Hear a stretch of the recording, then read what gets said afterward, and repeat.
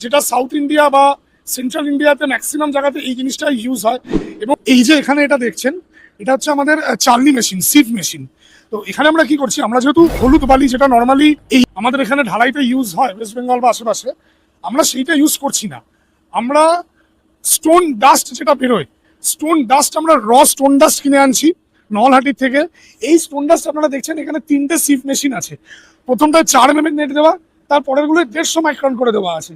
তাতে করে কি হচ্ছে, 4 mm নেটে আমার ধরুন 4 mm 5 mm যে দানাগুলো বেরোচ্ছে, সেগুলো আমরা গ্রিড বা পেপার ব্লকে ইউজ করছি।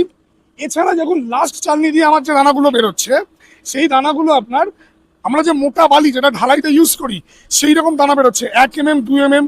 তো যেটা আমরা চালনি করার পরে এইটাকেই আমরা বালি হিসাবে ইউজ করছি।